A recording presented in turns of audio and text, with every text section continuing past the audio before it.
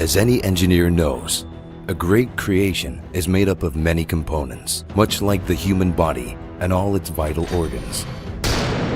The Dead Space series relies on many elements to make Isaac Clarke's journey a compelling one. And if the story is the brains and the gameplay its limbs, then the art direction must be at its heart.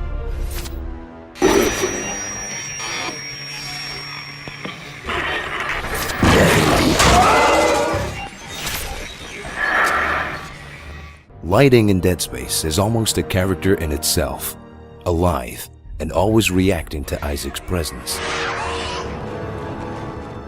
Lights can direct player focus to specific objects or locations, give some small comfort in the dark, offer tactical assistance, or even provide tension through their utter unreliability. The lighting is always changing, either fading, flashing, or changing color, creating an air of instability and tension. To match the shattered scenery of Ishimura and the sprawl, most lights seem dingy, yellowed, and decayed. Rather than the bright reds and blues we've come to expect from sci-fi stories, Isaac's path is lit with aged yellows and whites, as though these space stations have been lost in time.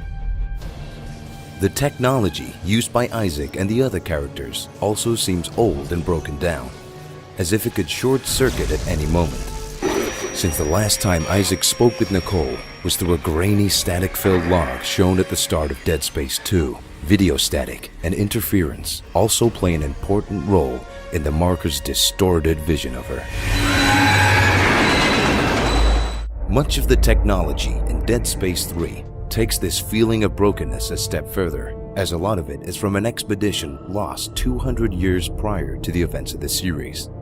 The buildings are falling apart, the doors screech when they open, and everywhere there is decay. Each of the locations of Dead Space, the USG Ishimura, the Sprawl, and now Tau Volantis, have their own unique design. Gothic-style architecture is prominent. Buildings feature protruding ribs, long wandering corridors, and vast underbellies, mimicking human body structure in their appearance. But the true terror of Dead Space lies with the Necromorphs.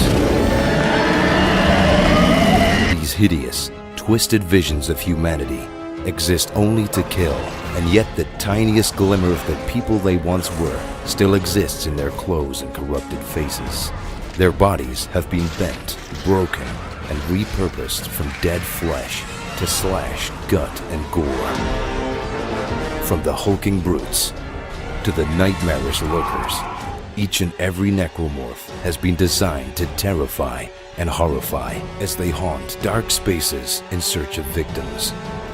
But thanks to lighting, location, and sound, even when the necromorphs aren't visible, their presence is felt by Isaac every step of the way.